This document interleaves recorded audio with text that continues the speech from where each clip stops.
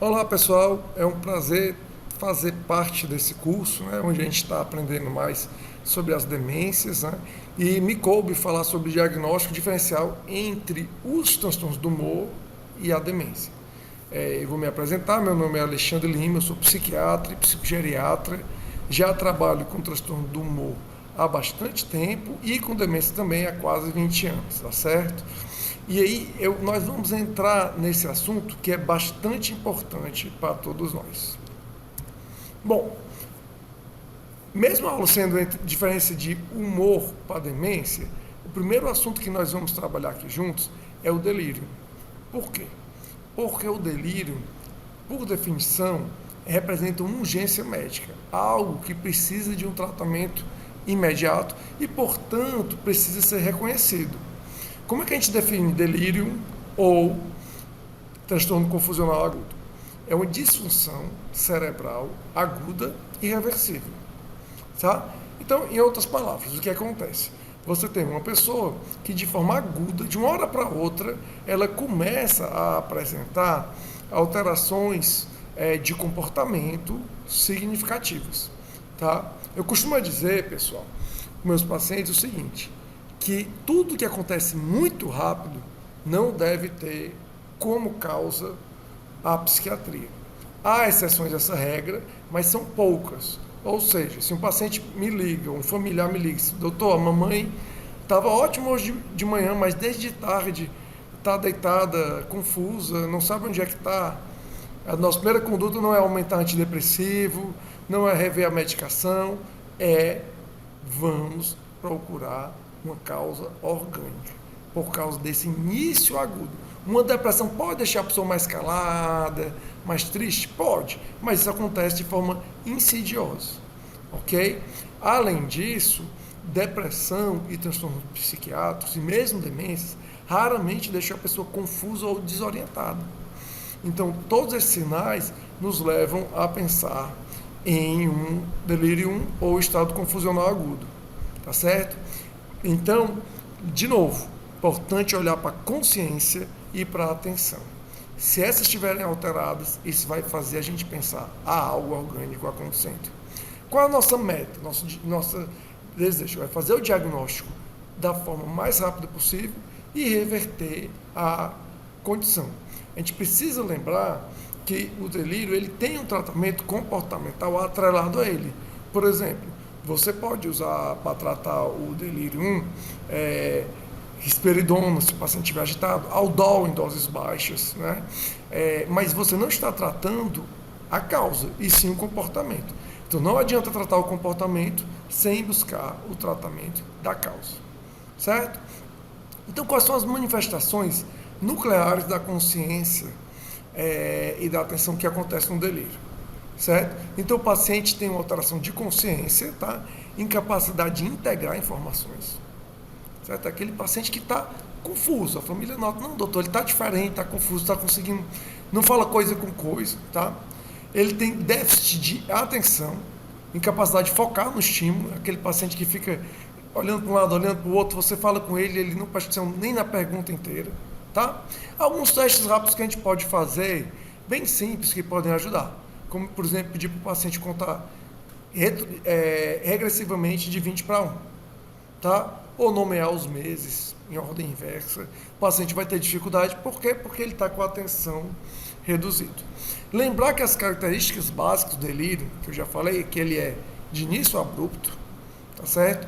Mas também que ele tende a flutuar ao longo do dia, essas alterações de consciência e atenção. Então, a gente olha para esse paciente e vê que em alguns momentos o paciente está quase normal. Em outros momentos o paciente está bastante alterado. Certo? Então, há flutuações. Né? Você pode ter momentos bem diferentes ao longo de 24 horas. Tá? Então, mais uma vez, vamos revisar aqui. O início do delírio é agudo, horas a dias. Ninguém, por exemplo, demencia nessa velocidade. O curso dele é flutuante, tá certo? tem uma piora e uma melhora ao longo do dia, e o delírio, assim como a demência, são promos a um fenômeno conhecido como sundown, ou fenômeno do pôr do sol, onde há uma piora frequente no final do dia. Eu gosto de explicar assim para os pacientes.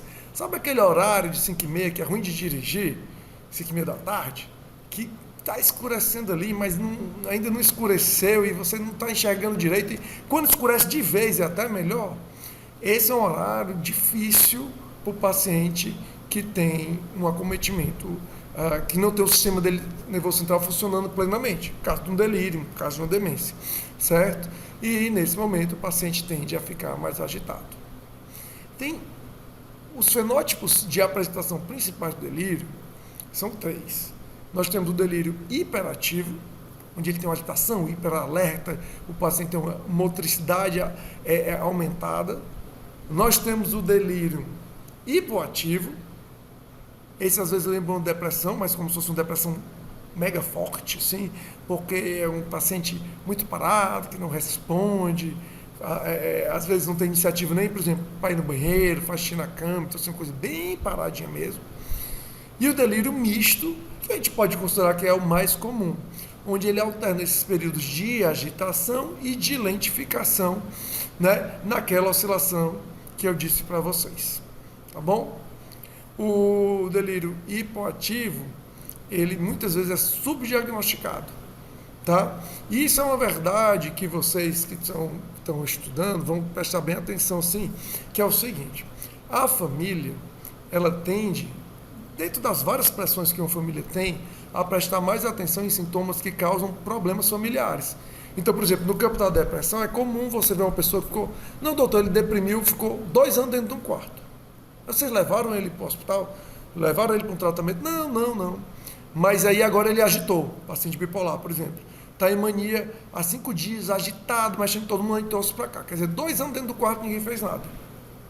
5 dias de agitação, já levaram para um serviço de saúde, né? Então, muitas vezes o delírio hipoativo pode ser subdiagnosticado, tá? E aí a gente precisa monitorar bem direitinho sono, comportamento e as flutuações ao longo do dia para entender esse delírio, tá? Então, nós vamos fazer agora uma questão para vocês me dizer, pensarem, para a gente pensar junto. Um paciente idoso internado por infecção urinária apresenta em 24 horas episódios de sonolência alternados com agitação e incapacidade de manter o foco de uma conversa. Qual é a característica fundamental para o diagnóstico de delírio nesse caso? É o prejuízo de memória a longo prazo? É o início agudo e o curso flutuante dos sintomas? É a presença de um humor deprimido persistente? Ou é a manutenção do nível de consciência preservado? Eu vou deixar vocês pensarem e vamos voltar a responder. Bom, voltando aqui à nossa questão, o item correto é o item B. O início agudo e o curso flutuante dos sintomas é o que caracteriza o episódio confusional, o delirium, nesse caso específico. Certo? Continuando, nós vamos falar da depressão no idoso. Tá? Lembre que a gente falou em delírio primeiro, porque os 3 Ds eles estão intrinsecamente unidos: delírio, depressão e demência. E é muito importante saber distinguir entre um e outro. Tá? O que você vê na depressão? Sinais no idoso, a depressão se apresenta de forma atípica. Enquanto num jovem, a depressão vem com muita tristeza, muito desânimo, esses pensamentos de morte, o idoso tem muito mais apatia e, principalmente, queixas somáticas. Sabe? Não é tão comum você ver um idoso triste com a depressão com tristeza, mas é muito comum, por exemplo, sentimentos de inutilidade, de falta de sentido. Tá? A gente precisa perguntar sobre a questão funcional, sobre sintomas vegetativos, porque esses são constantemente alterados em idosos. Por exemplo, como é que está o sono do paciente, como é que está seu apetite, como é que está o seu nível de energia. Tá certo? Algumas perguntas dirigidas podem ser importantes, por exemplo, em relação à apatia, você tem interesse diminuído por atividades que gostava antes, tá certo? E os sintomas somáticos. Como é que está a dor? Você sente dores? Você tem queixas físicas sem explicação? Por quê? Porque, em geral, até pela própria apatia, se a gente não pergunta de forma específica, muitas vezes esse idoso não reclama. Ah, você tem tristeza? Não. Ah, você gosta de fazer as coisas? Às vezes gosta. Ah, não tem depressão. Calma, né? Precisamos perguntar mais especificamente, também sobre inutilidade, tá? Uma forma algo que pode ajudar a gente, que eu não tenho aqui como slide, mas que é bem facinho de baixar, é a GDS, a escala geriátrica de depressão. A partir da GDS, você faz perguntas que são muito importantes para o diagnóstico de depressão do idoso. Então, qualquer pessoa pode baixar, deu mais de 5, provavelmente tem uma depressão leve ali entre 5 e 10 e pelo menos uma depressão moderada a partir de 10. Ok? Então, a gente fazendo o diagnóstico de depressão do idoso, a gente precisa tratar o idoso. E o tratamento do idoso com antidepressivo para a depressão é um tratamento que costuma ser muito bem sucedido, principalmente naquele idoso que não tem outras comorbidades, principalmente demência, certo? Mas o idoso, além de ter uma depressão com características diferentes, certo? Ele pode ter aquilo que a gente chama de depressão menor. Lembre que o diagnóstico de depressão é transtorno depressivo maior. Esse maior vem do fato de que existe o transtorno depressivo menor, ou, como está aí no slide, uma depressão subsindrômica. Subsindrômica porque não atinge completamente o tamanho da síndrome inteira, ou seja, não fecha na depressão do DSM. Tem pelo menos 2 sintomas com impacto funcional, mas não fecha critério, certo? Por que isso é importante? Porque, em geral, essa depressão subsindrômica ela pode ter um impacto funcional relevante em atividades do dia a dia, atividades domésticas, então a gente tem que procurar esse impacto. Avaliar a gravidade de risco, porque a gente não pode simplesmente dizer assim, não tem depressão, deixa para lá. Não. Esses sintomas subsindrômicos, muitas vezes, pela duração, trazem ideação suicida, trazem mal-estar, trazem muitas perdas para o idoso, certo? E aí a gente deve tentar fazer intervenções, tanto não farmacológicas, terapia, voltar o paciente a fazer exercício, suporte social, melhorar a socialização, como considerar o tratamento farmacológico, tá certo? Então lembrem disso, tá? Isso, ao mesmo tempo, não quer dizer que qualquer idoso que diz, eu não estou bem, deve usar antidepressivo. A gente precisa fazer uma avaliação criteriosa para depois montar um plano individualizado para aquele idoso. E se eu der um antidepressivo, se você decidir tratar com antidepressivo, tem que estar claro, anotado no seu prontuário, o que é que esse paciente está tendo de déficit, de perda, e o que você espera que um antidepressivo faça por ele. Certo? Não é uma coisa, está triste, toma esse remédio, está melhor, beleza. Isso não é medicina. Certo? Então você registra todas as perdas, dá o remédio, faz o tratamento não farmacológico, e ele volta e você usa aquele registro inicial para poder avaliar o que de melhora que você trouxe para o paciente. Não está claro na literatura que o tratamento de depressão subsindrômica em pacientes jovens traga um grande benefício. Mas a literatura não tem dúvidas de que o tratamento de depressão menor traz grandes benefícios para os idosos. Então a gente precisa conhecer e tratar. Certo? O detalhe aí da depressão e da demência é que a depressão pode causar sintomatologia somática importante e muitas das vezes pode também causar sintomatologia cognitiva, certo? E aí é onde isso é embaraço. Se no delírio a coisa fica complexa porque você tem aquela confusão mental que alguém pode confundir com alteração cognitiva de uma demência, aqui você tem sintomas cognitivos causados pela depressão que muitas vezes podem sim parecer com a demência. Existia um termo antigo que hoje não se usa mais na literatura, mas que explica isso com uma palavra só que chama-se pseudodemência. É uma falsa demência que vem do quadro do humor, tá? Mas, apesar de muitas vezes ser bem parecido mesmo, a gente pode fazer uma diferenciação. Por exemplo, nos sintomas cognitivos causados com depressão, nós temos um início relativamente rápido. Já na demência real, é mais insidioso e progressivo.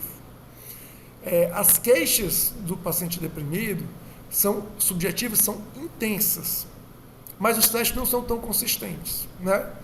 Já na demência real, os testes objetivamente são bem consistentes. E muitas vezes o paciente nem se queixa, minha memória está boa. Né? Algumas vezes ele nota também. Você nota no teste que o paciente tem motivação e esforço variável. Muito dos testes que o paciente faz por exemplo, ele faz um minimento e diz assim, não sei. Ele nem se esforça, porque aquela depressão está deixando o paciente apático. Tá? Já na demência tem essa perda gradual e funcional, e persistente, perdão. Tá? Em geral, quando você tem um sintoma cognitivo e você trata o humor, o sintoma cognitivo da depressão tende a melhorar, e numa demência é um quadro degenerativo, ele não vai piorar, mesmo que você trate o humor. E mesmo na coexistência de uma depressão com uma demência, você pode até ter uma melhora pequena da cognição, por causa da melhora do humor, mas os sintomas que são da demência continuarão progredindo. Ok? Então, assim, é algo que parece, muitas vezes, dá para diferenciar. Na dúvida, pessoal, vamos apostar na depressão. Por quê? Se você tem um paciente, não sei se é um começo de demência, se é uma depressão. Se é uma depressão que está dando início à demência, ok, está em dúvida. Vamos apostar na depressão por uma questão clara. Depressão é um caso reversível de perda cognitiva. Então, eu não perco nada tratando essa depressão, e aí esse paciente voltando, e de repente ele está bem. Se ele não tiver, eu posso começar a entender de outra forma. Realmente é uma depressão, mas já demarcando o início de um quadro demencial. Certo? Antes da gente ir para a questão, só lembrar, idoso é a categoria de idade que mais se mata. Não é a idade que mais tenta, mas é a idade que mais se mata, até porque as tentativas de suicídio do paciente idoso costumam ser bastante letais, uma vez, inclusive, que o paciente não tem reserva para lidar com as feridas ou para lidar com o trauma que ele mesmo gera. Tá? Então, sempre perguntar diretamente, avaliar os planos dos pacientes, encaminhar para o psiquiatra quando isso for muito eminente, sabe? Falar com a família, buscar estar próximo, não deixe passar essa questão da ideação suicida, principalmente em idoso homem. E muito importante, aqueles que têm acesso à arma de fogo e também aqueles que tiveram perdas importantes recentes. Ficou viúvo, perdeu a pessoa que morava com ele, essas pessoas estão em alto risco para o suicídio. Ok? Então, tendo falado um pouco em depressão, nesse nosso contexto, vamos responder a seguinte pergunta. Sobre a depressão em idosos, quais das seguintes afirmações é verdade, de acordo com as fontes, de acordo com a nossa aula? Né? O idoso sempre apresenta tristeza profunda como principal sintoma da sua depressão? Letra A. Letra B. A depressão subsindrômica não causa impacto na funcionalidade do idoso? Letra C. A pseudodemência depressiva refere-se a um declínio cognitivo que melhora após o tratamento da depressão? Letra D. Alucinações visuais são o sintoma mais comum da depressão geriátrica. Pensem aí e respondam. Ok? Então, está entre aspas, porque não se usa mais esse termo, mas a resposta certa é a letra C. A pseudodemência depressiva, melhormente nomeada os sintomas cognitivos secundários da depressão, referem-se a um declínio cognitivo que melhora constantemente após o tratamento bem-sucedido da depressão. Ok? Vamos para frente. Demência, a gente vai falar aqui só o essencial, né? Você já tem estudado bastante sobre demência, mas para a gente localizar aqui na nossa tríade de diagnósticos diferenciais dos 3Ds, delírio, depressão e demência. Demência, por definição, é uma síndrome de comprometimento de múltiplas funções cognitivas com um nível de consciência preservado, o que já dá uma dica lá para o delírio, cujo nível de consciência não é preservado, certo? Essa é a definição, certo?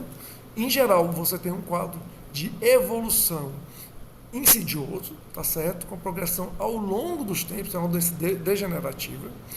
É importante você avaliar com o tempo a trajetória, quando é que começou, qual é o ritmo da piora, demências, mesmo do mesmo diagnóstico, por exemplo, demência de Alzheimer, podem evoluir em velocidades completamente diferentes, tá certo? Avaliar o impacto funcional e montar um objetivo clínico.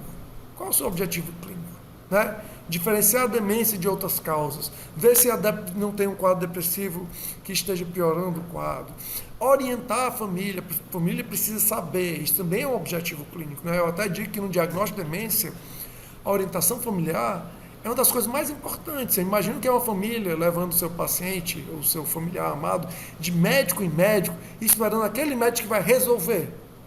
Resolver? Estamos falando de uma doença degenerativa que hoje o estado da arte não nos permite resolver, nos permite tratar, nos permite tornar a evolução mais lenta, nos permite tornar a evolução mais favorável, mas não nos permite resolver.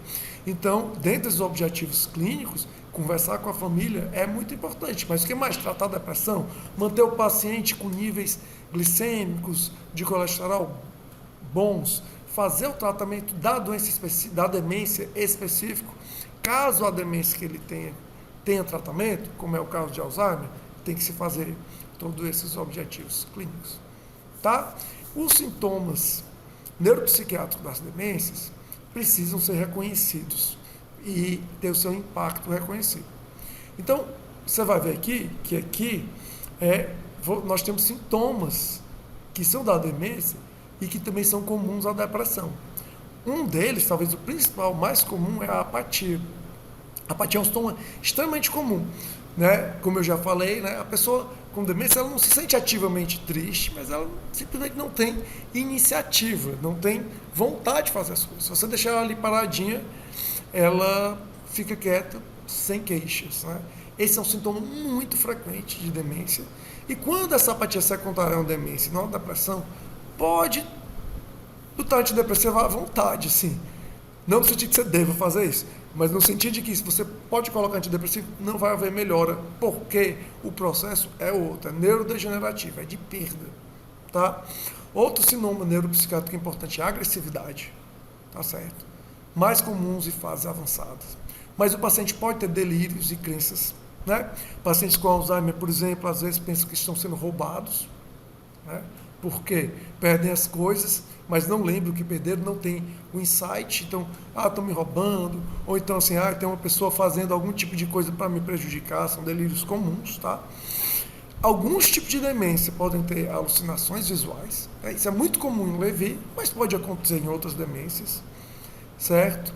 E a gente precisa entender uma coisa, dentro dessas multiplicidade, dessas múltiplas alterações neuropsiquiátricas, a nossa principal função é tentar um manejo não farmacológico. E a gente vai conversar um pouquinho mais sobre isso, porque hoje a gente já tem uma medicação aprovada para esse uso, mas até um dia desse, a primeira vez que eu dei essa aula, por exemplo, e talvez até a última, porque faz tempo que eu não dou, esses 2, 3 anos, não existia tratamento aprovado para alterações neuropsiquiátricas nas demências. Tá? Isso quer dizer o quê? Que foram testadas várias medicações e que nenhuma medicação tinha efeito superior ao placebo nos vários trials que foram feitos. Tá certo? Mas eu queria dar um passo atrás e lembrar para vocês uma coisa. Um dos maiores erros de pensar em demência é você considerar que a demência é uma doença somente cognitiva.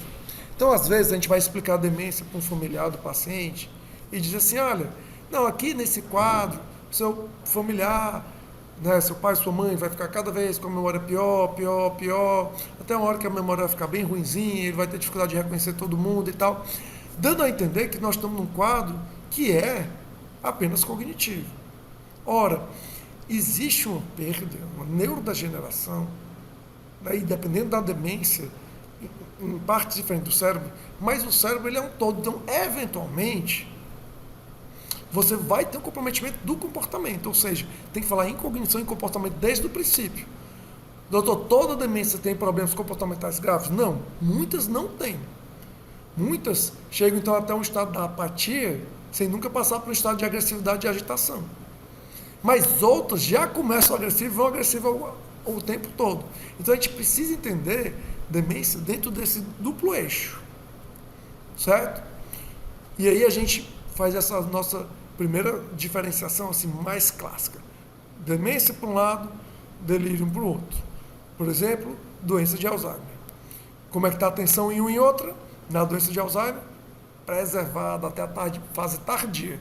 Até onde o paciente tem ali um mínimo de cognição, a atenção está preservada, com pequenos problemas, está tranquilo. No delírio, rapidamente ela se prejudica e flutua muito ao longo do tempo.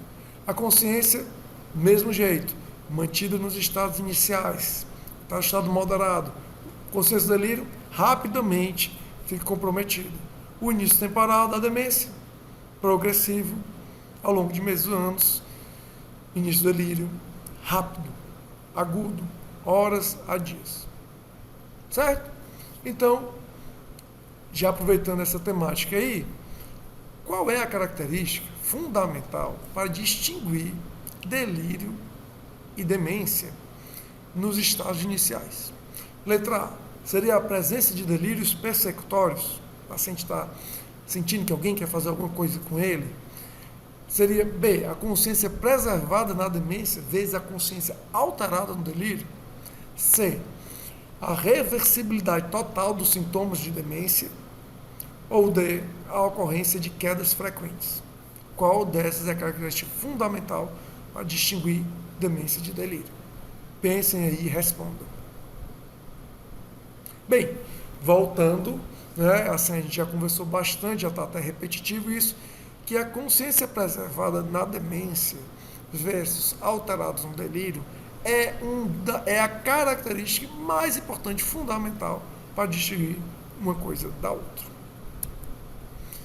Continuando as nossas distinções, agora nós vamos sair distinguindo coisas de outras, né? Como é que a gente distingue, por exemplo, um delírio hipoativo de uma depressão? Tá? Então eu vou contar uma historinha para vocês. Eu fui chamado, quando eu era residente, para fazer uma avaliação de um paciente que estava internado na nefrologia por uma insuficiência renal crônica, mas já estava bem, e eu fui chamado para avaliar uma depressão. Ao chegar lá, a paciente estava na cama, ela mal me respondeu, e ela estava com um odor muito forte, um odor de urina, ela tinha feito xixi na cama, e não conseguia conversar direito, não conseguia manter a atenção na conversa. Então eu fui conversar com o nefrologista, perguntei como é que estavam os exames dela. E o nefrologista disse, não, está tudo controlado, já ia de alta. E aí eu pedi para ele repetir os exames e testar para outras coisas, de repente uma pneumonia, porque não me parecia uma depressão, me parecia um delírio hipoativo. Né? O nefrologista não gostou muito, porque o psiquiatra tem que ir lá e resolver a depressão, e não mandar fazer testes de novo. Mas como a gente não prescreveu nenhuma medicação, ele repetiu os testes, estava internado, né? E aquela insuficiência crônica, por uma razão que eu não sei, que me foi dita, ela agudizou, e assim que foi instalado o tratamento para essa insuficiência renal aguda, a paciente já melhorou. Eu passei lá 3 dias depois e ela estava normal, conversando, falando, e não lembrava de jeito nenhum que eu tinha ido lá conversar com ela dias antes. Tá?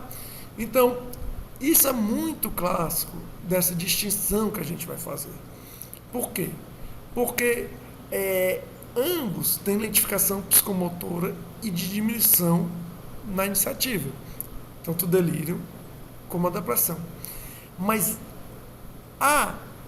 o delírio, ele tem flutuação do estado. Então, possivelmente, nessa paciente que eu dei exemplo para vocês, o nefrologista a viu menos ruim do que eu a vi. Talvez ela conversou, né? Talvez ela falou alguma coisa que demonstrou tristeza.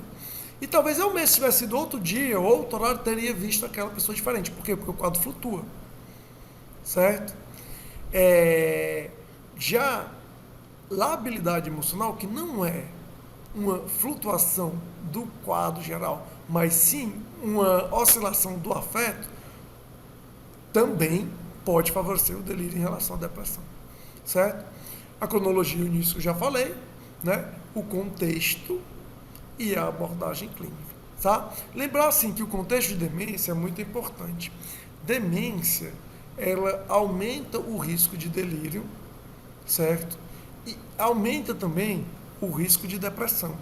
O que a gente precisa saber do contexto é entender como é que era a linha de base do paciente, para depois poder entender o que aconteceu naquela linha de base.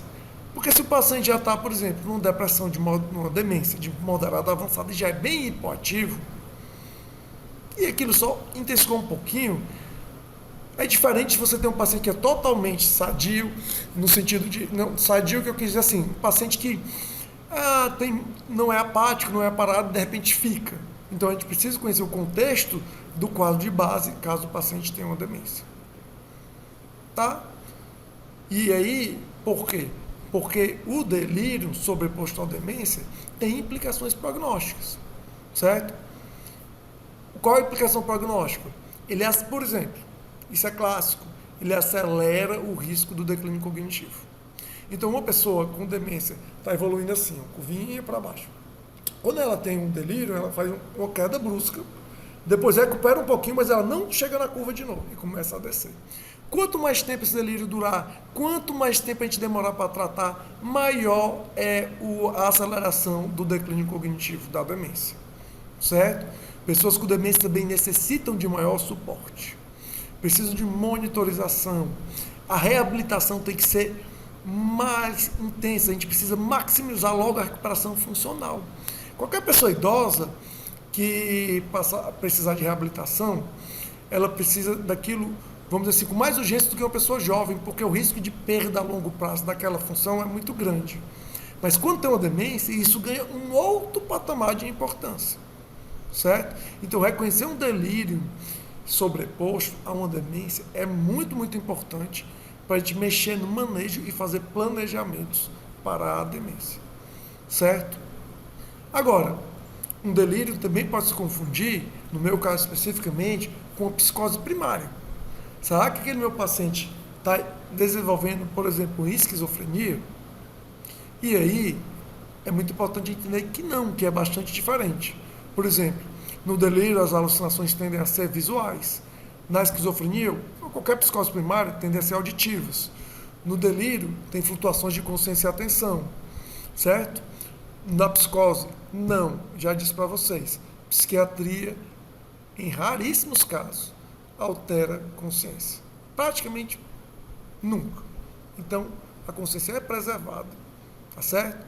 Tá? Em psicose primária, os delírios são mais estruturados. Já na psicose do delírio, são frouxos, fragmentados, não tem nenhuma lógica muito grande, tá certo? E, claro, o delírio tem flutuação, psicose se mantém constante até o tratamento trazer uma mudança no quadro psicótico primário, certo? Para a gente poder terminar aqui o nosso tempo junto hoje, né? Um paciente com diagnóstico prévio de doença de Alzheimer apresenta subitamente desorientação severa, agitação noturna e alucinações visuais. Qual a hipótese diagnóstica mais provável? Desorientação severa, agitação noturna, alucinações visuais. É uma evolução natural da demência? Não. O que está dizendo assim, é esperado, o Alzheimer vai piorando e uma hora vai chegar assim. Seria um sintoma neuropsiquiátrico da demência. É o início de um quadro de depressão? Está dizendo assim, a depressão do Alzheimer é diferente, ela tem alucinação, ela tem agitação. Seria um delírio sobreposto a um quadro demencial? Ou não é nada disso? É uma coisa que a gente nem falou na aula, é um transtorno de ansiedade generalizado. Respondam e a gente volta já. Tá? Então a gente fecha a nossa aula lembrando que isso é um delírio sobreposto a um quadro demencial, que é muito comum, porque delírio se torna cada vez mais comum quanto menos reserva cognitiva e menos reserva de sistema nervoso central a gente tem. Quanto mais velho, quanto mais frágil, quanto menos estudo a gente teve, quanto menos exercício a gente fez, maior a probabilidade do delírio. Eu agradeço e espero que essa aula tenha sido proveitosa para todos.